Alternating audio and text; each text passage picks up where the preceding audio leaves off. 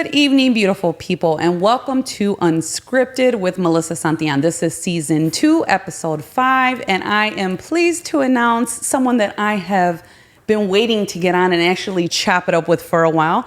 State Representative Maurice A. Thank you. No problem. Thank you for having me. Yes, I'm so happy to have you here today. And we also have our co-guest. We have Tamir Bell. So having you both on and seeing you both interact with the community the way you do is just so inspiring. I know I've run into both of you over the years at openings for businesses, community gatherings, events, things like that. And every time I see you guys, it's just all good vibes. But we're always passing each other.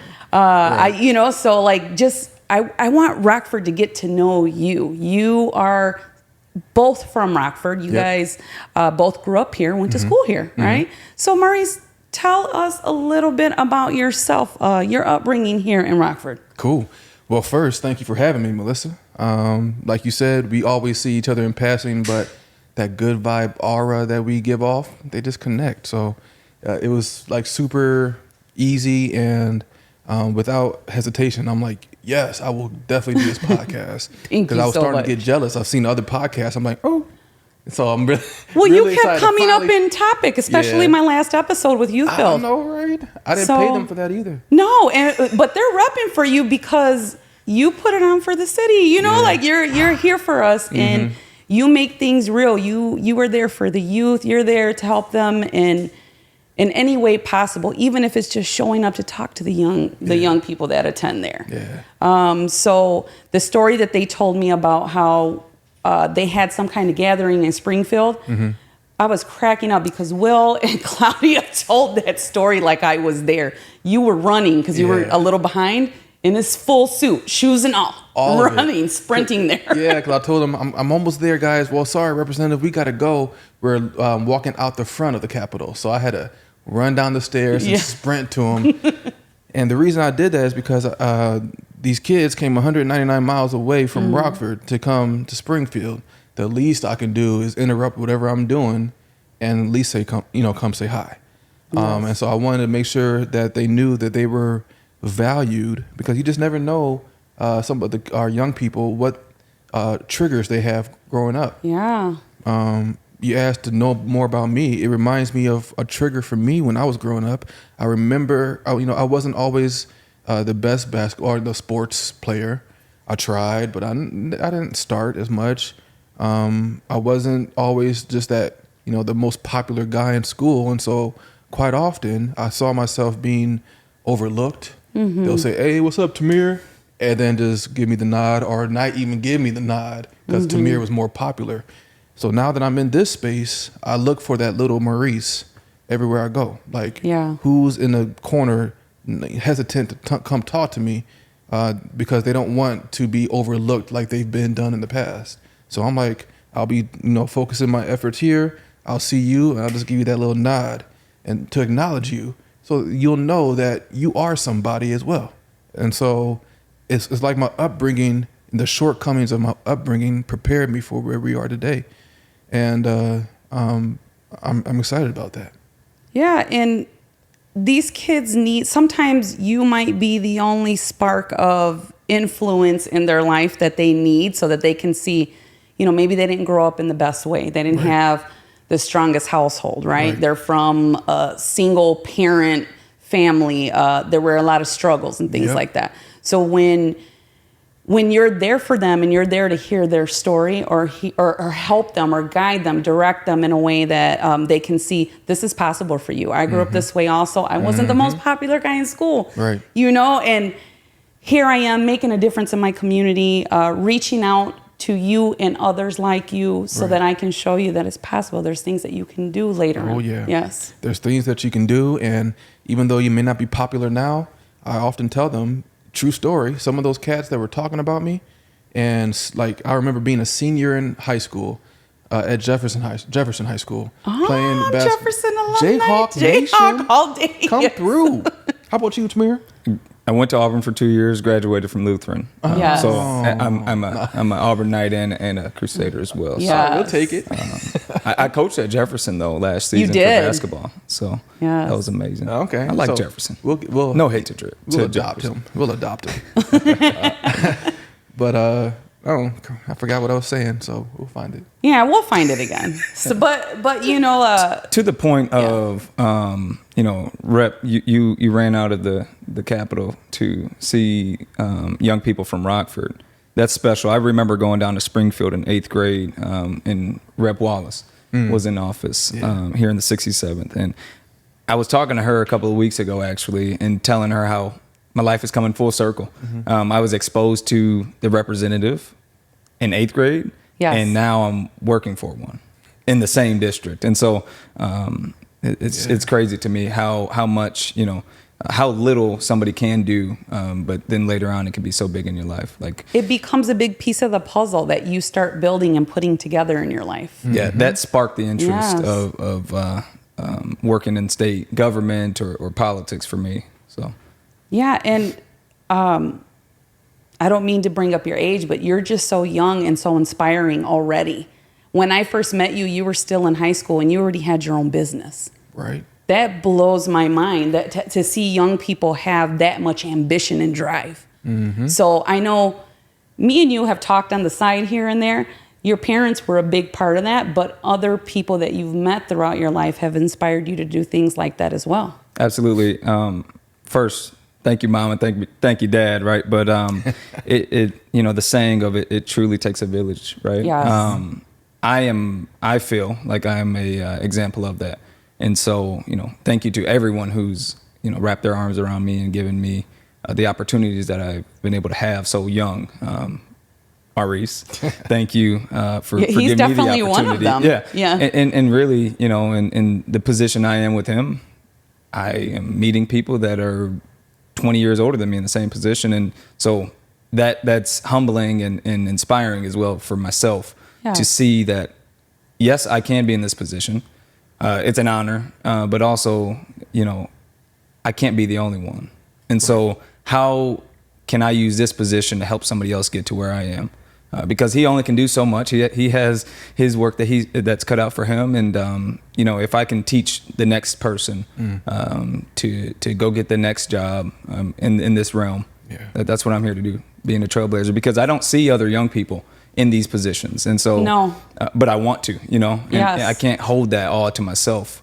One, I don't want to, I can't do it all. And there's other young people better than I am out here that all they need is that one person to acknowledge that they're here and inspire them to come in and see what's up. So that's what I'm here to do. And I have over the years wanted to do projects with you, and we did get to do a project, the Liberty Bell project that we did together at Coronado, right? That was a great experience, even though it didn't kind of take off and get shown. It is what it is. But later on, I'm just like, me and you have to do something again. And there was one day, I remember Tamir messaged me and was like, hey, there is dress code issues at Lewis Lemon. And he was like, a lot of the kids are out of dress code, and when they're being asked why, it's, I haven't had a haircut, either because my mom hasn't taken me, or sometimes the answer was because she don't care. You know what I mean? So like that those are true, those are facts, things like that. And when Tamir said that, I'm just like, he knew I worked at the school, so I work at Tricoche University. I have students. Right. They need real heads to work on. This was an opportunity for me and him to do that. So Tamir reached out to me and was like, let's go and do this together. And I brought, a handful of students with me, and we got to spend the afternoon with these young people. And it was an amazing experience for my students because some of them have never been in a situation where they were giving back to the community. That was their very first time. Yeah, that event, that opportunity was special, and I played a small role. I just wanted to connect, the school and you guys to make the impact. But I knew what it would do for you guys as the organization. That one, your students need to get the hours, and experience, but also the school. I mean, the kids in my neighborhood at Lewis Lemon need to be shown more and more that they're cared for. Yes, that we care about them. That we care about them. And so what that haircut did, it wasn't just to give them a fresh lining, right? It showed that there are people that care about you. And point in case, a couple of weeks ago, I was at Fairgrounds for an event at Harkins Pool. And I saw one of the kids that one is in a picture with me on my Facebook, but he got his haircut at Lewis Lemon that day. And he goes, Mr. Bill, Bill, and my name's Bell, right? Yeah. My last name's Bell, but he goes, Mr. Bell, Mr. Bell. And he came and gave me a hug. And like, you know, I can hold my tears, but I was like, oh my gosh, it again, full circle. He knew that somebody cared. Yep.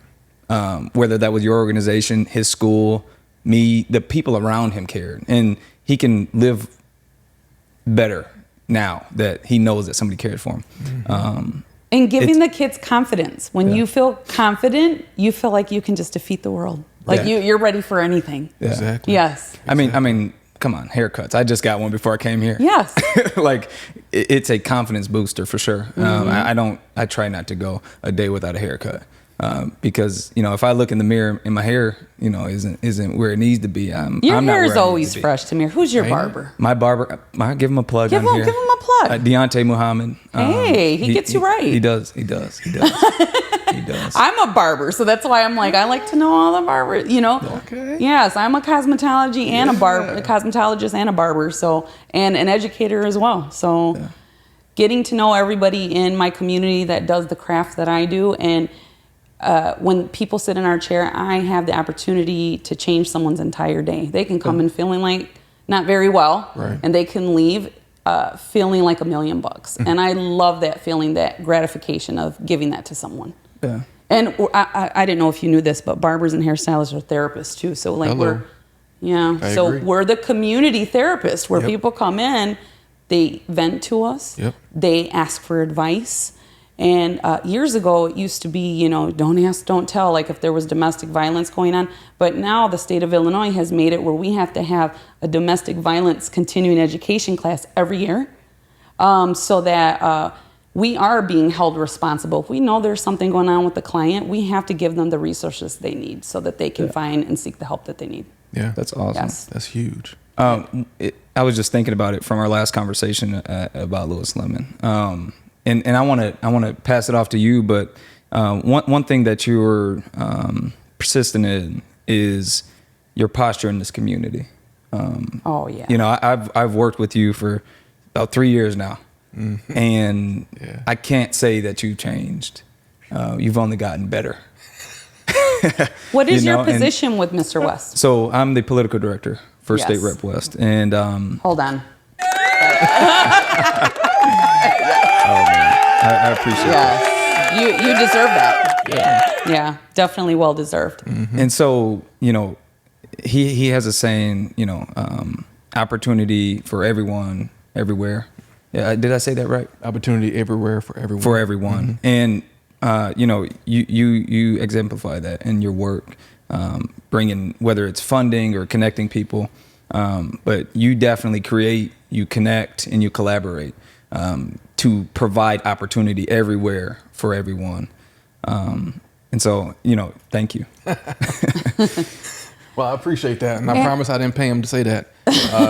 But it comes back to my upbringing. I just, as you guys were talking, I just loved, you know, the conversation about what you guys partnered with at Lewis Lemon.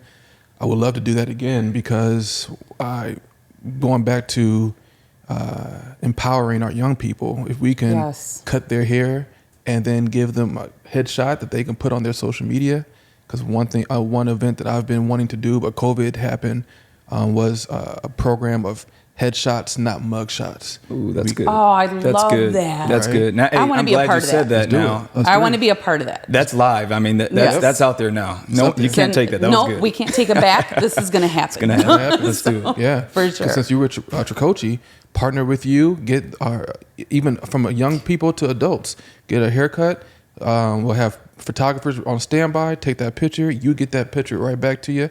I'm gonna pay you. Professional headshots, and you can post it somewhere. Exactly, awesome. And that helps you to feel even more empowered and to put your best self forward. I love that so much. It's all about the people. It has to be.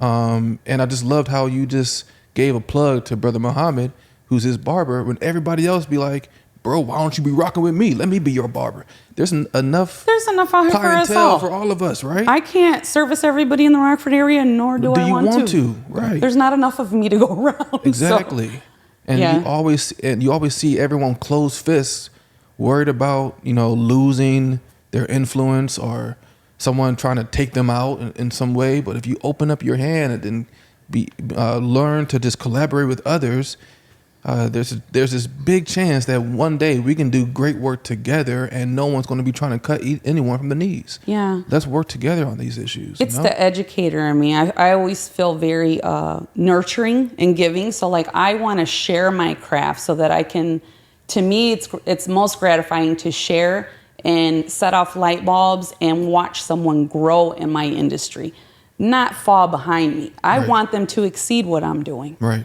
So if I can help do that, that's what I'm there to do. That's why I take students to hair shows with me. That's why I take students and do community events and things like they need to see how to give back. And when you give back, you receive. Yep. So, and it's the educator in you, it's the preacher in me that wants to be more nurturing. Yes, you're an ordained minister, aren't you? Yeah. I read that about you. And it's the curiosity in me, being young and having a vision for the community. Mm-hmm. I'm just curious to see where we can go in the next 5 to 10 years, 15 years. So I think in the next 10 or 15 years, we're going to see a lot of changes in Rockford. Both good and bad. Yeah, good and bad. Mm-hmm. There's a lot of new developments happening that can be good for the community, but bad at the same time. So let me rephrase. I was mainly saying bad for those who are not, do not have that posture of collaborating and being part of the people. Yeah. If you don't get that method and that approach, you're gonna lose yourself. This train is moving of working for the people. If you don't have that mentality, this train's gonna leave you by. So that's where it's bad for others, but good for our community. It is good for our community because all of these new developments coming. And speaking of train, the new metro, I saw you make a speech about the new. You said train. I had to bring it up. I like that. That was smooth. So with the new metro coming, I know that's gonna be in the works for a while still. Yeah. Few years. We should have it up and running by 2027. That's the plan. That's not too far away. Not too far compared to the fact that we've been talking about it for like 30 years. Yeah. And we've that press conference was amazing because the metro train was in the background. Mm-hmm. Granted, they had to drive like really slow on that rail because it wasn't ready for that kind of weight. But yeah, we're getting there. Like the developments that are coming to Rockford are not just for this community. It builds up Rockford regionally. Like we are midway from Madison, Milwaukee, and Chicago. Is that going to connect just like the surrounding outskirts of Rockford, or do you think eventually that metro, like for years, everyone's been saying like one day we're going to be like an outskirts city of Chicago because we're getting pretty close. I hear you. You know, like you can see eventually that area is moving out this way as well as us growing out towards them. Mm-hmm. So eventually there probably are development ideas where maybe that could happen too, where we just are more connected to Chicago. And I'm cool with that. Yeah. But my mission is whenever we get to that point, Chicago will know that Rockford owns this space. Like this region is Rockford's. This ain't Chicago's region. Yeah. Once you tap into a certain street and you're in our territory now because Rockford is doing such great work. We are such a different. We have a different atmosphere than what the Chicagoland area has. We do. It's completely different than the Chicagoland area. Yeah, and we got to keep that because it's beautiful. That's what makes us Rockford. That's what makes us Northern Illinois. And I don't want to change that for anything. I don't want to change that either. Like I've noticed when people come here, I'm like, Rockford's not going to conform to you. You have to conform to Rockford because we're different. We're different. And we do ask a lot of questions and we test people. That part. So, very much so. As we should. Yeah. As we should. Yeah, most definitely. Something else that I wanted to bring up is your involvement with Youth Build. Because I know I toured a few months ago and then I had that team on. I had them on here to interview Antonio, Will, Claudia, and they have a lot of things going on. And I think yesterday they had something going on, right? They had something going on. And then in August, I know they have their back to school bash that I'm proud to say I will be a part of. Nice. So I'm bringing on a whole barber beauty fleet. Nice. And we're going to be doing the community back to school haircuts, braiding, quick styles, nails. I have a whole little beauty bar fixed up. That's awesome. Love it. Yes. That's going to be great. So yesterday, what was going on there at Youth Build? So yesterday was the press conference to introduce the community to the upgrades to the building that they had. I was able to secure $330,000 for them from the state. Yes. And then they were able to get other donations and in-kind donations given to them.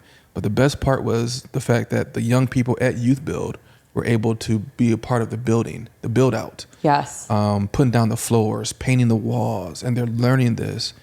And one of the biggest reasons why I'm so excited to have that strong partnership with them is that the work and the skills that they are getting at Youth Build can transfer over to be a tradesperson. Exactly. They're getting life skills there Life too. skills to make mad money for their family. Like that's the approach we need to take to all these talking points you hear from politicians. I want to reduce crime, lower taxes, bring jobs. I don't say any of those three, because the only way I could reduce crime is if we invest in the people out here. And if we're not investing in these individuals, then we're never going to reduce crime. The way we lower property taxes is by investing in those people. If we invest in those people, they'll start getting jobs. They'll understand the value of their own dollar. They'll be too busy to be out here being deviant because they have jobs. And now we can increase our tax base and talk about reducing your property tax. And then when they are working and getting into school, and because we're investing in them, now we could talk about jobs because our skills gap is now decreasing.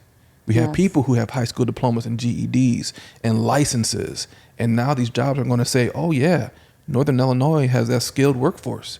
That's the only way we can bring these jobs. So I'm done talking about it. It's time for us to be about it, you know?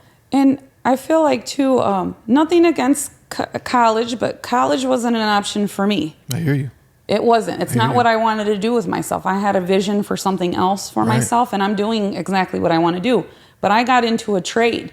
So I feel like trades are becoming, I don't want to say a better option, a bigger option for people in this community. Yeah. So making sure that there's awareness about where you can, as a young person, go to get help with the GED, a high school diploma, get yourself involved with the program so that you can start learning a trade. Right. So that you can carry that on and like you said, continue to like pour back into the community, continue to learn and educate themselves. And maybe they never had opportunities like that, but they go to a program. And I'm sure there's other programs, not just Youth Build. Right. There's other programs. There is. But trade schools to me have taken off and blown up. I want to say since the pandemic.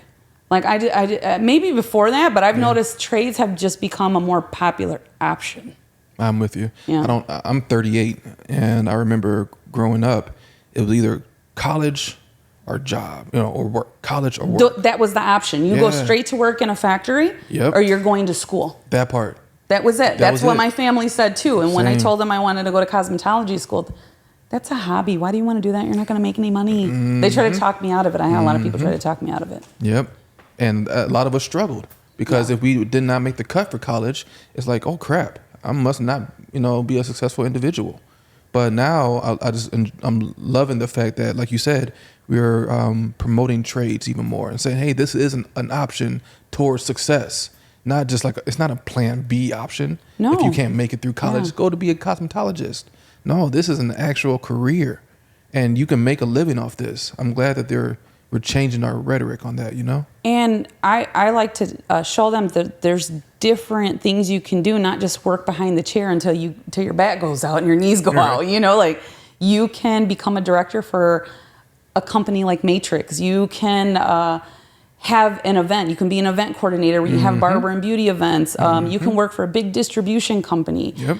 You can become a traveling educator, where you get paid for all of these things. Right. A platform artist. There's so many things that you can do when you become a brand.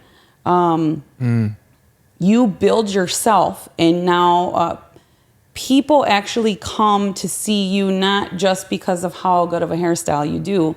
They come to see you to sit with you. So when they're like, well, you have a clientele. I started just like you. I didn't have anybody. I had to start, and I had to build my brand, and I had to develop myself. Did I make mistakes? Oh, a lot of them. Right. Scraped up my knees, fell down, Same. busted my lip, had to get back up and keep going. Yep. Right? Yep. So you make mistakes, wipe yourself off, and you keep going. It moving. Yep. Yeah. Exactly. I love that you brought up brand. Yes. A That's brand. a good segue to Tamir. Uh-oh. That actually is an opening for I'm Tamir, sorry, because it was an alley-oop. and when you talk about brand too, they're like, what do you mean make a logo? And I'm like, oh, that's a small piece of it. When you brand yourself, it's different. It's not, and people don't understand everything that goes behind becoming a brand. The logo is the seal to everything behind it. I mean, Right. if you can't upkeep that reputation, that logo means nothing. Nothing at all. Exactly. It could be the prettiest logo, but if you can't have that reputation, that credibility behind it, the respect behind that logo, then no one's going to rock with you. You know, and I even having a mission statement. What do you stand for? What's your purpose? You know, like that's another piece of it. You know what I mean? And like you said, you have to be. It's really hard for me to let go of the reins, because it is my brand. This is my baby. Yeah. You know what I mean? And I know you have a brand. You know what I mean? Where you're building your business that you have, because you actually have. Tell us about I just wanted to bring up real quick about the business, since we're talking about branding. Absolutely. We help nonprofits and public purpose organizations develop their brand, help them understand their mission, not from a operational standpoint, but how to deliver that message. And connect that to what they do on a day-to-day basis. And so we help with digital advertisement, really anything to do with marketing. We're a full-service marketing agency. Because Maurice and I grew up back in the day, because we're closer in age, right? Now the old form of marketing is dead. Social media is king. Yep. So it is taking over. So I had to learn. I'm sure you had to learn also, like how to get on board, get on that train, and how to develop myself on social media. Right. You know, it wasn't always easy. I had to ask for a lot of help, and a lot of times it was from my own children. Fair. You're right. Yeah. Nothing wrong with that. And also, you know, in marketing, I think it gets confused sometimes. It's not just about somebody clicking on your ad and purchasing what you have. No. It's more about, you know, again, about the logo and having that credibility. Like, for it, you know, marketing is in every industry. It's across every industry. So take it back to like an elected official. Marketing an elected official isn't just saying, here's what we did, right? But it's actually connecting, here's what we did, through a picture, right? So people can see. But also, I mean, that impact has to be carried out and executed well. So then you can have that picture, as in, you know, doing a food drive. Are those, you know, those 10 people that you show in a picture getting the food they need? Right. If not, why are you putting that out there? Yeah. To boast about what you did, or rather the impact that you're having? And so, you know, for Representative and I, Maurice and I, it's kind of funny saying that, but for him and I, you know, we're very intentional about not just putting anything out there to say he's busy.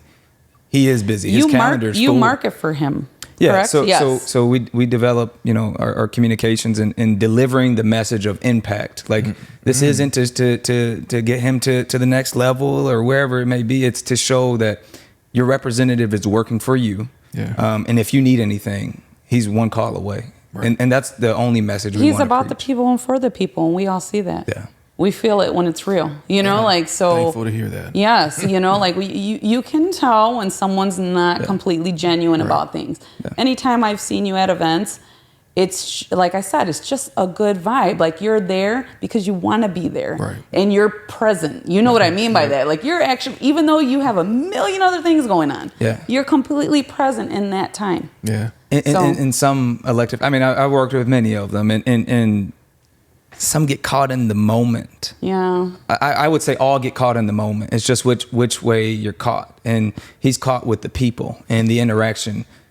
Don't cry. No, I know, right? but he's I know, right? and I have so many examples of I'm trying to pull you to the next event or wherever we have to go, and he's so caught And in. he's like, I'm not done here.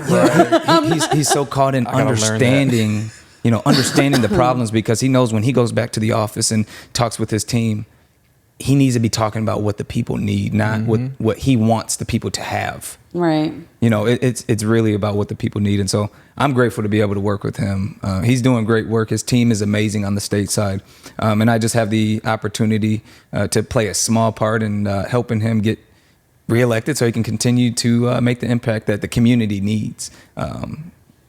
So I have to bring up too, time management is crazy, because I know like I have a crazy schedule, but I'm sure your schedule beats my schedule by far. I think I always have a lot going on, but time management is so hard to, it's like certain days I have to dedicate for what this is going on, and then other days for that. And you still got to be dad. You still got to be husband, right? So what's your time management like for everything that you have going on?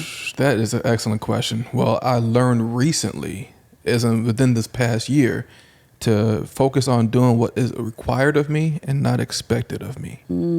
So That's good. I had someone come. That's good advice. Right? Yeah. Because you'll just wear yourself thin. Your brand will suffer. Your family will suffer. That's my biggest fear, that my family will suffer. Because, give me a minute. January to May, I'm in Springfield. Yeah. My baby girl is 2, and she's growing up just beautifully in front of FaceTime. Not in front of my eyes, like in front of FaceTime. And I only can watch it through FaceTime because I'm in Springfield. And so now that I'm home, I got to make sure when I'm in the house, and this is just for any leader out there, when you're at home and you got a family, it's all about family. Yes. Until they go to bed. And then go back to work, Yes. And so when I'm home, it's all about Brian. It's all about Leslie, my wife. It's all about doing my husbandly duties of making sure the house is picked up and take out the garbage, bro, And so I make sure I do that. And so to make that happen, I might be busting myself out, but I had someone come to me and say, hey, Representative, we got this event at 8 o'clock p.m. Can you make it? No. You have to say no. Yeah, it's 8 o'clock p.m. I want to kiss my baby girl, before she goes to bed every night that I'm home, because January, I'm gone for 65 days. So no, I'm not coming. Thankfully, in COVID, the silver lining of this pandemic, I can ask them, can I send you a video? They people have found out how to, especially in churches, they found out how to be more hybrid. But if I have an event that I know is going late, I literally either tell my wife, call me at 8, or I put an alarm on so I can say, gotta get home. Gotta go. Yeah, I gotta go. So, time, it could be rough at times, because there's some people they don't want to hear that no. Yeah. Representative, we're doing a pool party. You want to come to the pool? I'm not coming into your pool. Why would I come to your pool? Why would I do that? No. What? It's an event. I don't care. No. Like, it's hard. I find it hard to balance being, growing up in Rockford. Yeah. And people coming at you like, hey, Mo, because they used to call me Mo. What up, Mo? Hey, we got this event. Can you come at XYZ? Man, I can't make it. Or, hey, man, can I get on your schedule for lunch? Yeah, call my office. Oh, you all that and bag of chips now. You brand new. You can't.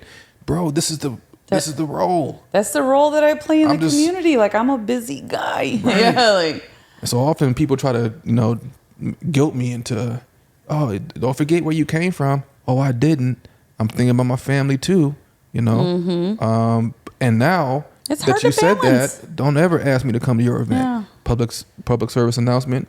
If you come at me saying about me doing my time management, probably ain't gonna ever come to your event. Yeah. If you get mad because I picked my family over your event, probably I'm not ever gonna come to your event. I would expect you to, though, because my kids come first too. Right. Our family has to come first. In all facets of life, all of our families have to come first. And when that happens, that's how we are able to effectively build community, when families come first. And then I always remember, this is why I do what I do. I do it for them. Yep. For them. So everything, my whole purpose is for them. Yeah. So when you bring it back and you reel it back in and you're like, why are you doing all this? Yes, I am a community figure, but my children come first. Yes. When I do events and I can have them go with me and assist, because they will be the next one doing this when I'm not doing it any longer. So making them a part of it, showing them. And my kids are so proud of me. And I'm sure your kids, you know, she's going to. She don't care. But one day she will realize, you know what the fun thing is? One day she's going to realize who you are in the community. Mm-hmm. And she's going to be like, wow, that's my dad. And he's pretty awesome at home. But like, everybody loves him. So I'm excited for her to realize that, because me too. As a child, when they start to get into their own, she will realize it one day. Yeah. She might get into it, realize it sooner, because she's out there with me sometimes. That's good. Door knocking. I take her, not as much, but because she's still young. Mm-hmm. But as soon as she gets older, where she can go a little bit longer by herself and not a stroller, you better come out here and knock on these doors with your daddy. Get to learn of these people that we are representing. Yeah. I've been a part of the other end of the phone call where he's like, baby girl's about to go to bed. I gotta go. And I, there's no further okay or anything. It's see ya, bye. Because you talk have tomorrow, office hours. You have to respect that boundary. Mm-hmm. And I just say, man of great character, because we can talk about this offline, but you're able to say this humbly and respectfully to anybody watching right now. Yeah. I was just thinking, sitting here when you said you got to kiss baby girl to bed, there's a stigma on politicians that say you hugging and kissing babies. If you can't do that for your own, how are you going to do it for others? Yeah. Effectively. Yeah. And so, I respect that just watching from afar. Because I grew up in the church. My dad's a pastor. Mm-hmm. And I don't know if a lot of people know the stigma of a pastor's son, a preacher's kid. Mm-hmm. Preacher's kid are usually buck wild, right? Yeah. They have this, and I grew up with that stigma. Oh, you a preacher's kid. Mm-hmm. So you are crazy, ain't you? And the reason why preacher's kids have that stigma is because the pastor, pretty much the parents, their focus is the church more so than their family. They got to go to Tuesday night Bible study. They have to go to Friday night Bible study. They have to do Saturday preparation for Sunday. And then the children are left alone pretty much. And I'm so thankful my parents didn't do that. But I know how easy it is to get into that space where you're focused on ministry, or you're focused on, in this case, a state rep community. And you tell them, I got to do what I got to do. You tell your family, hey, the people need me. Like, we need you too, you know? So, you have to find, no matter, it doesn't have to be in church or even politics. In your line of work, you have to find that balance. Yeah. You have to find that balance. Because we are unconsciously creating hurt adults. If we don't be there for our kids, we're consciously creating adults with flaws, who are yearning for this basic need from parents that they'll find elsewhere. Needs, they want recognition. They want you to show them love. They want support from you. They see you support everybody else. Well, I need your support too. That part.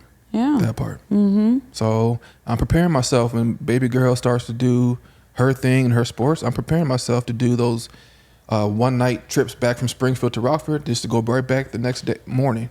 I'm preparing myself for it, because if I can do that for anyone else, you best believe, Brian, I'm going to do that for you. Are you going to let her kind of play in different types of sports and see which one she enjoys the most? Yep. I love doing that with my kids too. I'm like, I don't ever tell them, you have to be in this, you have to be in that. I'm like, well, we'll try. How about, I'll give them a list. What did you want? What do you want to try this year? Because I want them to develop and find their own passion. Yep. Yeah. I don't want me to choose and pick what they do. Like, you're going to be a soccer star. Right. I don't want to force that on them. I want them to do their own thing. So like, if my son Jacob wants to be on the chess team, then you're going to be in the chess team. Mm-hmm. My son Benny wants to be in art programs, and okay, then I'm going to support that also. Exactly. My granddaughter, we're going to sign her up because she's younger. So my sorry, did you say granddaughter? I said granddaughter. You better come through. Yeah, she's 6, so I will actually start her in the Folklorico dances, because I want her to learn culture. Nice. Our culture, So I thought that'd be a nice opening, because at first it was like, well, put her in ballet or tap. I want her to learn culture too, so I'm going to put her in this just to see how she does. Mm-hmm. And if she doesn't care for it, I'll put her in something else later. Mm-hmm. So exactly, just kind of letting her feel things out and see what she enjoys. And not calling him a child, but I have that same approach with Tamir. Mm-hmm. Not calling you a child, man. I know you're a grown man, but he's my political director. Yeah. But he's a beast in his own right. And so when other opportunities come his way, I'm dare not be that guy to say, hey, but what about your current job working for me? You know, it's more of, all right, let's talk this through. I know what position I hold within Tamir, you know, as a mentor. Let's talk this through. And it's so dangerous how people are just flippant with their words, and how not knowing that what they said innocently, no, that's a stupid idea, Tamir, don't do that, could change the course of history for him, you know? Exactly that. And so, like you said, I'm not going to tell you which route to go. I'm going to let you experience it for yourself. So when he has opportunities, I'm like, all right, let's talk it through. This is what I think about it, but what are your thoughts? And let's flesh it out. That's how we got to approach not just our children as they grow up, but people around us as we build our community. Yeah, people in our circle, people that are who you consider part of your team. Yeah. You know, like anyone who's on my team too, I'm always going to put them on somehow. Yep. You know, like, so if I see, I don't want anything from it. I just, you know, if there's something that I feel like you have a good connection with someone, pass the torch, pass it on. Hopefully you guys develop something. You develop a business relationship. You guys start a new whatever's going on, you know, like, and I, you know, and if it doesn't have to do with me, then it doesn't have to do with me. But I'm happy that you got to build things in your tool belt so that you could do more in your career. Exactly. I'd be remiss if we didn't acknowledge the team, and so and it speaks to Maurice's leadership. His team's been here. Going back all the way with Jeremy, the chief of staff. I mean, we talk. He is here because of Maurice. He believes in him and the work that they're all doing in that office. And I, you know, watching from afar, it's just like, oh my goodness, I see why you're so invested. But it's in the person. It's not the work. It's the person, because, you know, the work will always be here. The person won't. And if you can't support that person to be in that work, the work won't ever get done. Yes. That part. And so, you know, they've built a great team on the state side, and I think the community knows that, because when they call, they answer and they get things done. You know, Reb, you're in Springfield, like you said, 65 days in the top of the year, and you can't be in the district handling constituent calls. But best believe if something needs to get to you, it will. And it does quite frequently, and you'll pick up that phone and you'll have that conversation, because you're one phone call away, right? If not two, because it's going through the office. But you know, and I say that because that speaks to your leadership with people wanting to stay around you. There's in politics, there's ambitious people. There's ambitious all the way from interns all the way up to chief of staffs, trying to move up to the next level, trying to climb that ladder super fast to get to that high position, to stand next to the president or whoever else it is. And it just feels like in politics, everyone's trying to climb the ladder, or crabs pulling each other down. And Put themselves in a position to be seen. Exactly. Yes. Yep. But to realize that it's not always about being seen. At least in the limelight, it's. I feel like it's more about being seen when you're helping that person solve their problem, so they can live a better life. That part. Yes. And then knowing that you have the ability and the honor of helping that person. You have the resource. Now let's figure out what your problem is and let's get it solved. He's built a team that really believes in that, and so that's why his office is so impactful. Bringing funding. I mean, we haven't even gotten that far through, but dude, $30 million to this district. Come on. That's awesome. We can speak a little bit about that, about what just happened. And specifically more to like some funding, and you can touch on it more, so I won't jump in that, but the Park District. And you won't bring it up, but I will. Representative West was honored with an award from the Illinois Park District Association in Chicago. In downtown Chicago, that guy from Rockford, that little Reese that he was talking about earlier in this podcast. I'm gonna make you cry.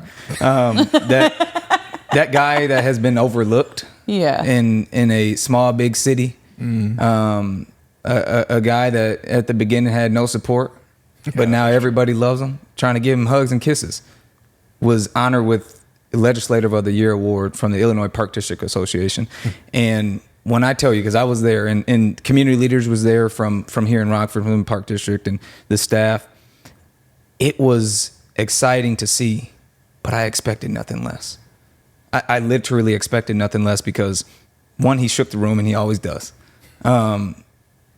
He went up there, didn't know what you were going to talk about. Right. But that's fine, because in the work that we do, oftentimes it's so scripted that you start to lose yourself. Mm-hmm. But he got here by being himself. And so, that's the posture we take every day with him. His authenticity, I can't take that away from him. Our staff can't do that. And you can't fake that. You can't fake it. You can't. You can't fake it. You can't. Because when you do, you lose it. You lose it all. You do. And so gifted that honor because of the work he did here. Mm-hmm. Well, not only here in Rockford, but across the state, advocating for parks. Now, you got in this position, right? Mm-hmm. But it took you some time.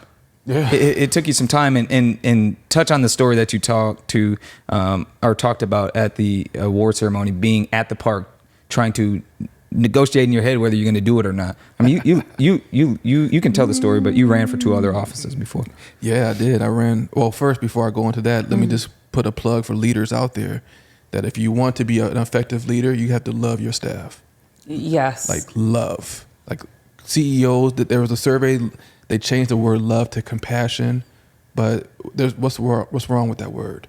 If you have people working under you, you have to show that you support them and love them for the work that they do. I love Tamir. I love Jeremy, Anicia, Simone, and so I want to make sure I value them.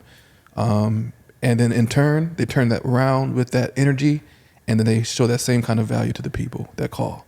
There's nothing better than that. But reason why I always remember that posture is not to toot my own horn, but it's based on my lived experience. I lost twice before becoming a state rep. I ran against McNamara, our mayor, for a 3rd Ward alderman in 2013, and got 7% of the vote out of 100%. I think he came up to like 74. Like, he killed me. It was embarrassing. But he became my friend during the campaign. Mm-hmm. During the campaign, not after. During it. Yeah. And then I ran for Rock Valley College trustee. I had the biggest signs. I was on the top of the ballot. I had the most money, and I was the cutest one on the ballot too. Just saying. Right? And I still lost. And then this time I'm just numb, and I didn't know what to do. But then September of 2017, Dr. Letisa Wallace decides to run for lieutenant governor, opening up this seat. And now my friend Alderman Tom McNamara is now Mayor Tom McNamara, who won every precinct in the city of Rockford at that time. So he was all that in a bag of chips. Mm-hmm. He sees me and says, "I think you should run."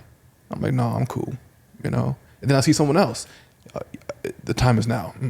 No, I'm straight. Like, I already lost twice. I know how it feels. It's the worst feeling in the world to lose. But then I realized that the only way you become a loser is how you respond to that shortcoming. Instead of blaming Tom or blaming others, I learned where I fell short, and changed my, made a pivot in how I operate to where throughout the state, I had a 4-person race. Typically, they cost about $700 to $1.1 million to win a race like that. But up here, because of those 2 losses that still got me out there, it only cost me $29,000 to beat my opponents like by 12 points. Yes. So it was like, there was a clear difference between. Yes. And it's all because I learned, and I still focused on building from that. And was it easy? Oh, of course not. No, nothing's easy, or everybody would do it.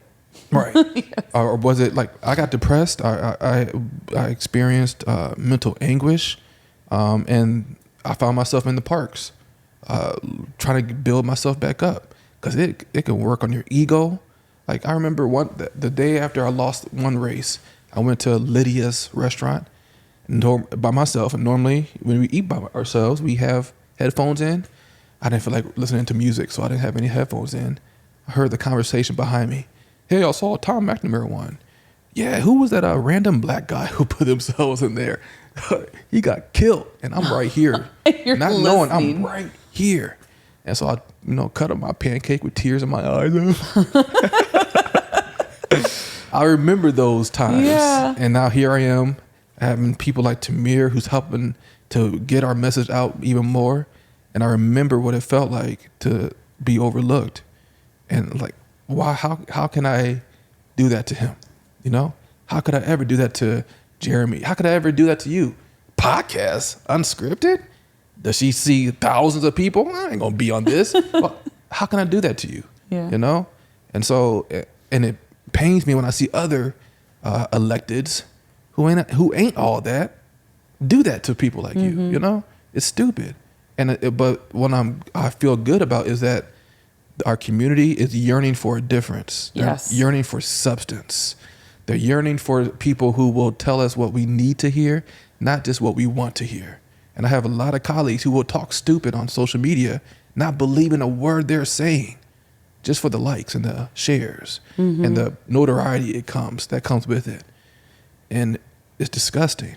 And it's time for us to change how we do things, especially in politics. There are certain people in position now that are making the difference, like yourself, and there's other community leaders that are doing what they're saying they're going to do, and not just doing it because it's popular.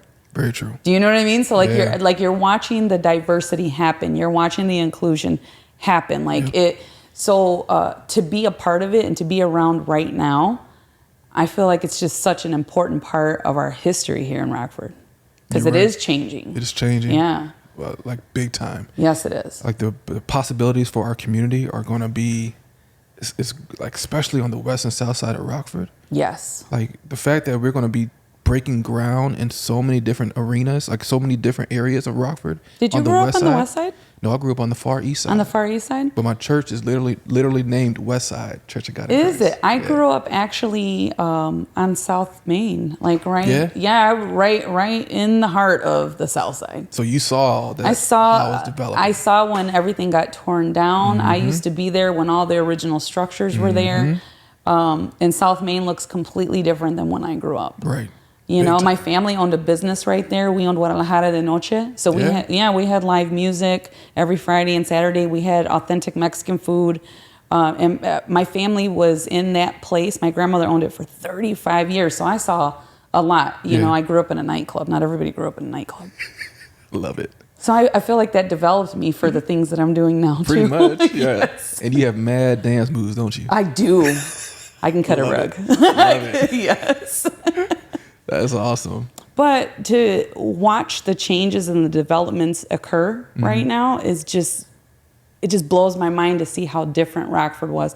And bringing back those things that we missed, though, like my kids have never seen the waterfront.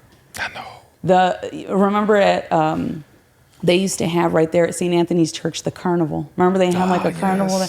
Like all of these things that those types of things, community events, because we're seeing smaller ones occur here and there throughout, and you can tell people are trying to sprinkle things like that, but we need something like that because like Tamir was saying, we're a big little city. Yep.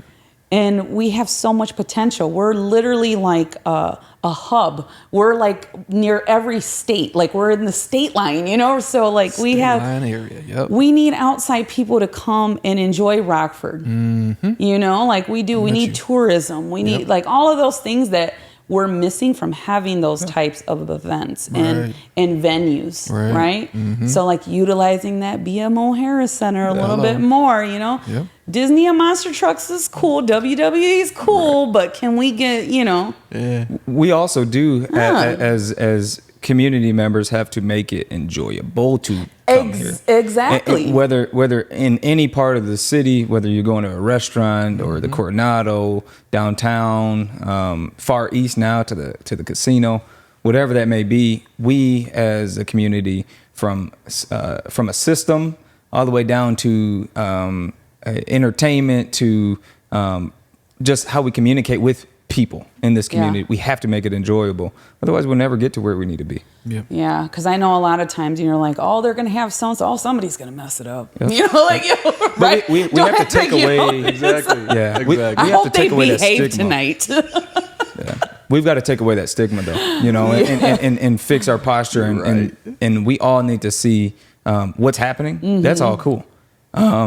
These investments are going to lay the foundation, but there's going to be much more work to do in people's mind changing and of what Rockford is and who we can be. Yep. We have to be hopeful, but we also need leaders like Representative West to share that message of positivity and hope and show that, no, the work we're doing right now is going to put us in a better position in the future.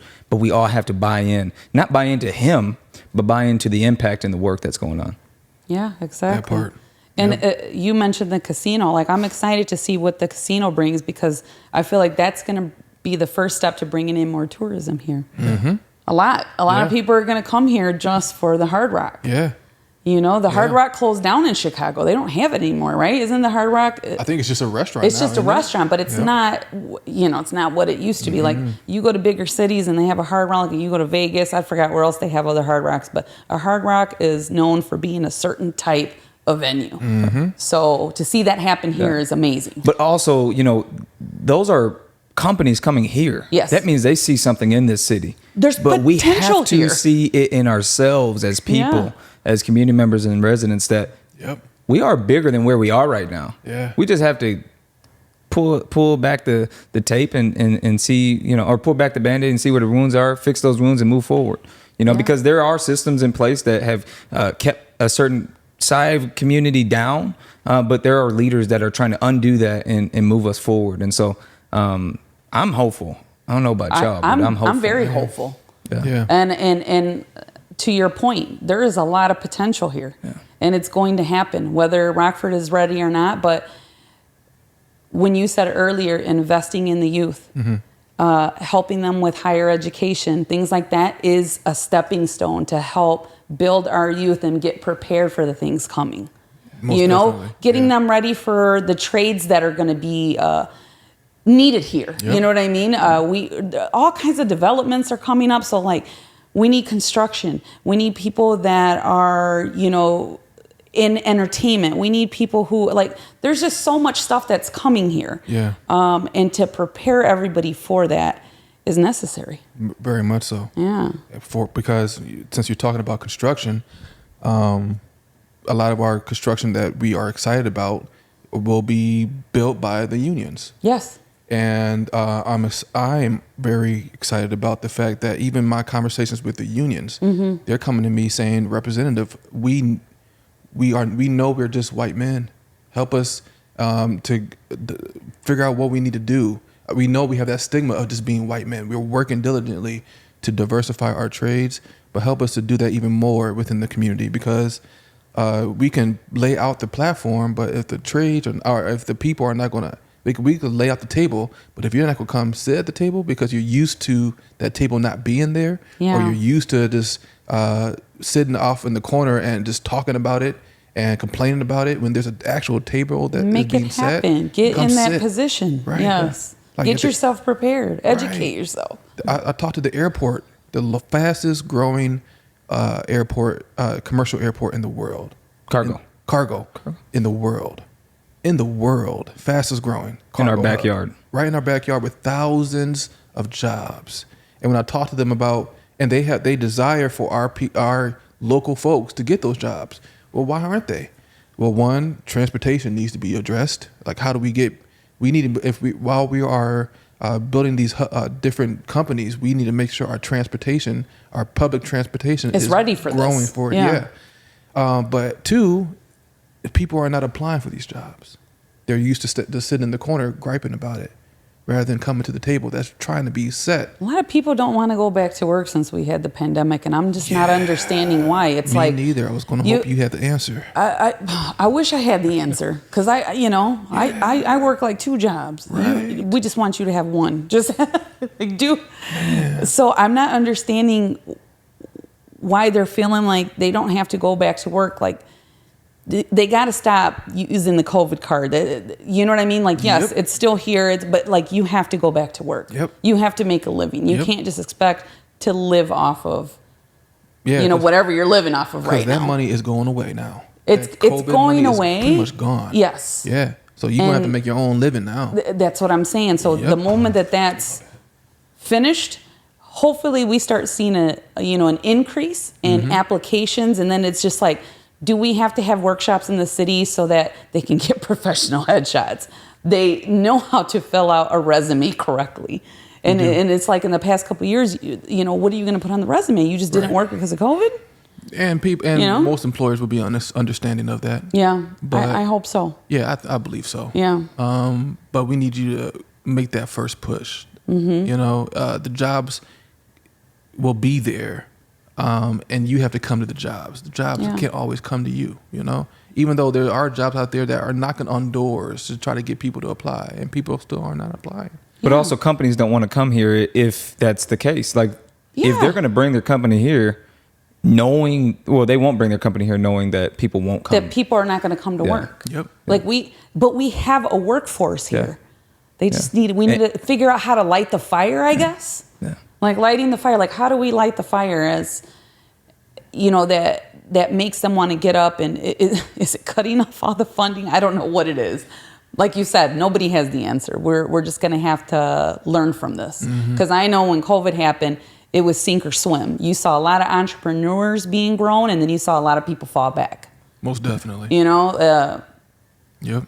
I know at that time that was like, I never had time to do this and that. Now I do. So I took advantage of, of all of the things that I didn't have time for before. Right. And Unscripted was one of them. So we're in season 2. Yes, that's why I was inspired to have Unscripted, is because we couldn't be in contact with each other.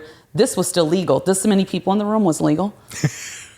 and we could have a gathering, and I could interview inspiring people in our community. Yeah. And that's what I wanted to do. Yeah. There were still good people here. Yeah, I remember, and this was maybe a year and a half ago, 2 years ago, that you had the first season, right? A year and a half ago, maybe? Yes, because you were involved here. Yeah, and so I just seeing, one, I've always wanted to be on, so thank you, I appreciate it. I've been wanting to have you on. But two, like, what you're doing is important, and I say that because you're lifting voices, you're exposing people that sit in these chairs, yourself, to a community that necessarily wouldn't be able to hear from myself, from him, from whoever else sits in these seats, because you have the ability to put this on camera and share it out.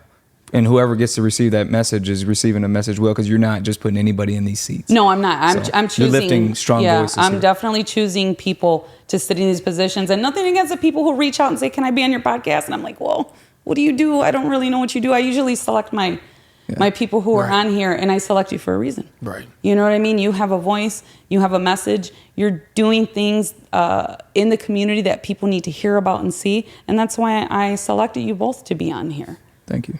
And not to mention, Unscripted now is on all platforms. Ooh, so you should press that. You should press the celebration button. So that's awesome. Yes. That's a long one. So we recently actually we have a YouTube channel now. We're on Spotify. We're on Apple Podcasts. So even though this is a visual podcast, you can only see it on YouTube and Facebook. So now we're audio, and you can hear us on all different platforms. So when I post that, share it, please. Let everybody know. Come listen to Unscripted, because I know not everybody has time to see it at the time that I show. But I know on the car ride to work or while you're working out, you can show some love. Right. So, and then I wanted to bring up one more thing before we close out today. You have a fundraiser coming up. Let's talk about your fundraiser, because I will definitely be in attendance. But I know, nice. Yes, you're going to have it at the Standard. I got the invite the other day. Thank you, Tamir, for inviting me. No problem. Always welcome. Yeah, I got a fundraiser coming up. It's called the 815 West Fest. I love that. I know, right? Yes. It's going to be the first annual. We're hoping that it will be an annual thing that grows.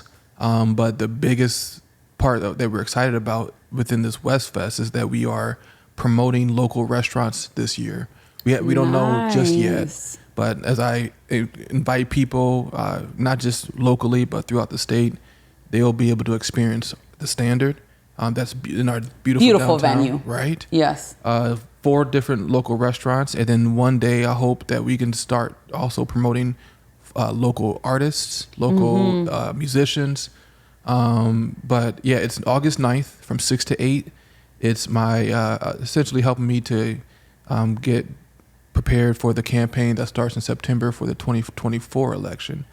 Because that's coming up. It's around the corner. And we just got out of campaign season. So. I have to run every 2 years. So, every 2 years you do. Yep. So November was the election. January I got sworn in. 9 months later, I start all over again. We're at it again. Yeah. So well, you have an amazing team, and I know I fully support you. Oh, I fully support you too. So that's why I wanted to bring up the fundraiser. Yeah. So if you love this man and you love what he does in the community, please come out and support. Come and check it out. He's willing to shake hands, talk to you, and take pictures and be present. And kiss your babies if you want. Yes. But more importantly to me, if you don't like the man, and if you have questions that are concerns, call me. You'll take those too, right? Yeah. You address good, bad, or ugly. The good, the bad, the ugly. Because I assure you, every vote I've taken, I can explain. Unlike some people, they take the vote because they are Republican, or they take the vote because they're a Democrat. I take the vote because it makes sense. And if it doesn't make sense, I'm not doing it. If I can't explain the vote, I'm not going to do it. So I have nothing to hide. Let's talk. That's awesome. I appreciate you so much. And I just wanted to thank both of you guys for being on again. I appreciate all of the work you guys both do in our community. And I'll see you on August 9th. Yeah. And you let me know how we can support you. Because of course. It takes partnership. I'll be sending a flyer to Anaisa. Okay. Because I actually have a barber and beauty event. You know about it too, Tamir. I'm having the 815 Showdown. So we're putting this on, myself and Tricoci University. Nice. And we're having barber and beauty competitions and showcases and local vendors. We have like 20 vendors. We're having it at UW Sports Factory. When is this? It's August 27th. It's actually on a Sunday. Is there a way we can, remember we talked about headshots, not mugshots? Is there a way we can incorporate that into a partnership? Yes, we can. Is it too late or? No, it's not. All right. I see that being a continuous thing. I mean, you can do pop-ups wherever. You can do pop-ups wherever, but we can start it there. Yeah, that'll be a good we can definitely start it there. Okay. So I'll send a flyer to her, and then we'll get that going. Sounds like a plan. Yeah, sounds good. Thank you, everybody. Coming from Icon Studios, Podcast Studios. Everybody, good night. Thank you from Unscripted.